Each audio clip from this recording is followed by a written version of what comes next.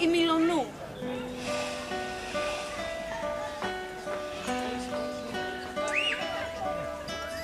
Κόκκινη κλωστή δεμένη, Στην ανέμητη λιγμένη. Δώσ' της κλώτσο να γυρίσει. Παραμύθι να αρχιμήσει.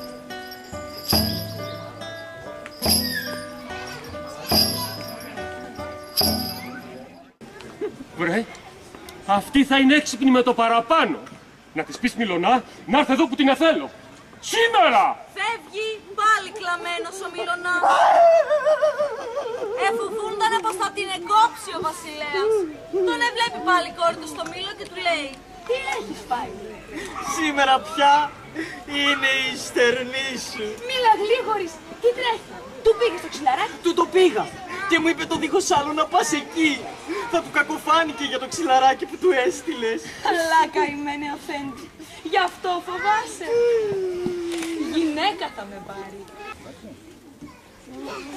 Σαν την είδε ο βασιλέας και τόσο όμορφη και νυχτωμάτα, της λέει: Θα σε πάρω γυναίκα. Όλο το παλάτι. Τις φορεσιές, τα μαλαματικά θα τα ορίζεις. Σε ένα πράγμα μόνο δεν θέλω να ανακατώνεσαι. Στο κουμάντο του βασιλείου και σ' αδικάζω. Μωρή, που μ' έφερες? Μη θυμώνεις, βασιλέα μου, και μοναχός σου μου το πες. Δεν μου είπες να πάρω ό,τι μ' αρέσει? Το καλύτερο πράγμα από μέσα από το παλάτι και να έρθω στο Μήλο.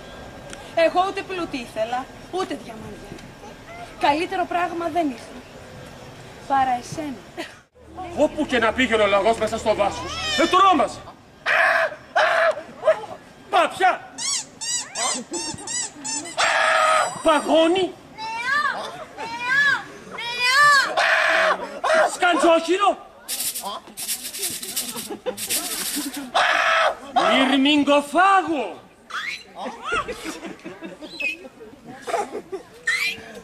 Μέχρι τώρα δεν έχω ξαναδεί πλάσματα του Θεού να φοβούνται από μένα.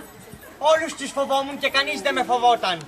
Μια και υπάρχουν πλάσματα που φοβούνται και από λόγου μου. Δεν πάω να πνιγώ. Δεν πάω να πνιγώ. Δεν πάω να πνιγώ.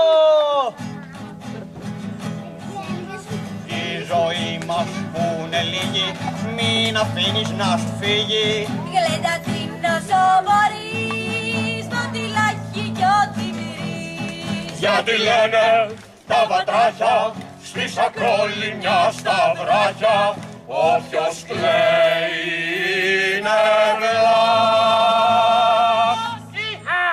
Βρέτε κεξ κουάς κουάς, βρέτε κεξ κουάς κουάς, όποιος κλαίει